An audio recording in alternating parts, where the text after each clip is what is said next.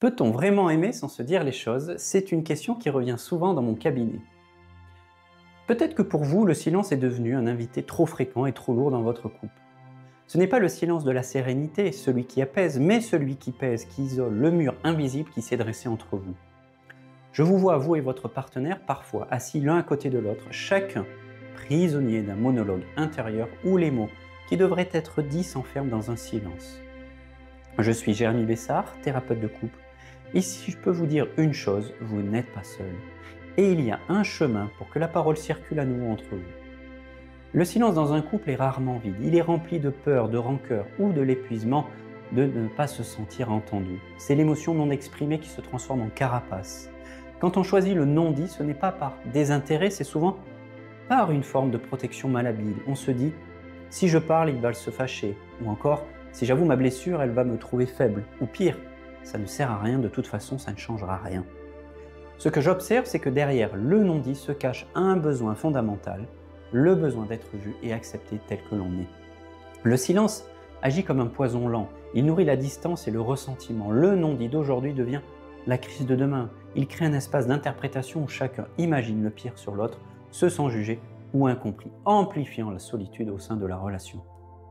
Je me souviens d'Héloïse et Sébastien, un couple dans la quarantaine. Leur problème n'était pas la dispute, mais l'absence de celle-ci. Un quotidien policé, des échanges cordiaux, mais une intimité émotionnelle glaciale. Héloïse retenait sa frustration face à la surcharge mentale à la maison, persuadée que Sébastien ne la verrait jamais vraiment. Sébastien, lui de son côté, s'enfermait dans le silence dès qu'un désaccord pointait, craignant de reproduire les scènes de dispute violence de son enfance. Le silence était devenu leur refuge et leur tombeau également. Leur relation était étouffée par cette accumulation de mots jamais prononcés. Mon travail de thérapeute de couple n'est pas de vous donner des recettes miracles, mais de vous aider à devenir les archéologues de votre propre relation, à déterrer les trésors et les blessures enfouies. Ma démarche est articulée autour de 3 étapes essentielles pour passer de la stagnation à une communication authentique et durable. L'étape 1 que j'appelle comprendre le passé et les racines inconscientes de vos silences. C'est l'étape de l'exploration intime. Nous allons éclairer les dynamiques inconscientes qui dictent vos réactions. Pourquoi Sébastien se tait-il systématiquement face au conflit? Pourquoi Héloïse se sent-elle si vite illégitime dans ses besoins? Bien souvent, vos schémas de communication ou de non-communication sont un reflet direct de votre histoire personnelle. Nous explorons la façon dont les objets primaires, c'est-à-dire vos parents ou vos premières relations, ont modelé votre attente de l'amour et de l'échange. Parlons du concept de répétition. Nous avons tendance à rejouer inconsciemment des scènes de notre enfance. Le partenaire devient à son issue l'acteur d'une pièce que vous avez déjà vécue. Peut-être que le silence de votre partenaire réactive la peur de l'abandon que vous avez déjà ressenti enfant, vous poussant à le harceler pour parler, ce qui le fait se taire encore plus. C'est le cercle vicieux de la prophétie autoréalisatrice.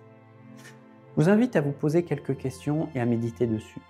Quand je me tais, quelle peur est-ce que j'essaie d'éviter?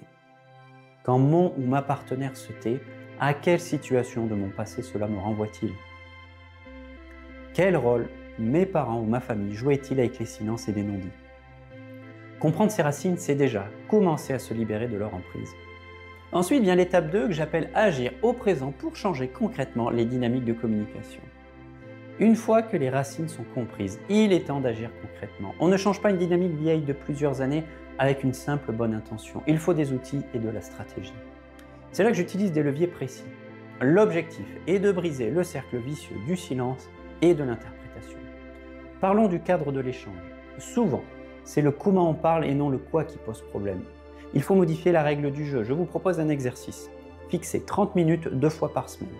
Pendant 15 minutes, l'un parle sans être interrompu, l'autre écoute activement. Le sujet n'a pas d'importance au départ, seule la forme compte. C'est un exercice qui force à l'écoute sans défense. Un espace où le non-dit peut s'exprimer sans jugement immédiat.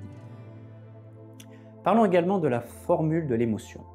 Pour Héloïse et Sébastien, nous avons travaillé sur la transformation du reproche en l'expression du besoin. Au lieu de dire « tu ne fais jamais rien à la maison », qui est un reproche accusateur, Héloïse a appris à dire « quand je vois le désordre s'accumuler, je me sens débordée et non soutenue. J'aurais besoin que nous définissions ensemble une répartition claire des tâches. » Là, il s'agit de l'expression d'une émotion plus d'un besoin. C'est le passage de la critique à la vulnérabilité. Ces exercices sont des petits pas qui créent de nouvelles habitudes et prouvent au cerveau que parler est possible et parler est sécurisant. Et enfin vient l'étape 3, c'est ce que j'appelle construire l'avenir afin de pérenniser votre communication et l'autonomie du couple. Le travail ne s'arrête jamais vraiment, car la relation est un organisme vivant. L'étape finale est de vous donner l'autonomie et les réflexes pour que les non-dits d'hier ne reviennent jamais vous hanter. Il s'agit de cultiver la proactivité dans la communication, de ne pas attendre que le silence s'installe pour réagir, mais d'anticiper la saturation émotionnelle. Parlons du baromètre émotionnel. Chaque soir, prenez une minute pour partager non pas les événements de la journée, mais votre météo intérieure. Sur une échelle de 1 à 10, quel est votre niveau de stress, de bonheur, de fatigue et pourquoi? C'est une prise de température émotionnelle qui permet de prévenir les explosions et d'offrir le soutien avant que l'épuisement n'installe le silence. Parlons aussi de l'art de la réparation. La communication ne sera jamais parfaite. Il y aura des mots qui dépassent, des non-dits qui persistent. L'important est de développer une capacité de réparation rapide. L'exercice est simple. Après une dispute ou un silence prolongé, l'un des partenaires doit initier la réconciliation en disant « Je vois que le silence est lourd, qu'est-ce que nous pourrions faire pour nous réconcilier et nous reconnecter maintenant, ici ?» C'est une invitation à la responsabilité mutuelle, un engagement à ne pas laisser les blessures ouvertes. Héloïse et Sébastien ont compris que leur vision d'avenir ne serait possible que s'ils brisaient le mur du silence. Aujourd'hui, ils pratiquent le baromètre émotionnel et ont réintroduit l'humour et la légèreté dans leur communication, ce qui était impossible avant. Ils ont appris que l'amour n'est pas l'absence de problèmes, mais la volonté commune de les affronter avec des mots. Le silence dans le couple est un cri, c'est le signe qu'une partie de vous, de votre relation, demande à être vue, entendue et libérée. Retrouver la parole, c'est retrouver le chemin vers l'intimité profonde.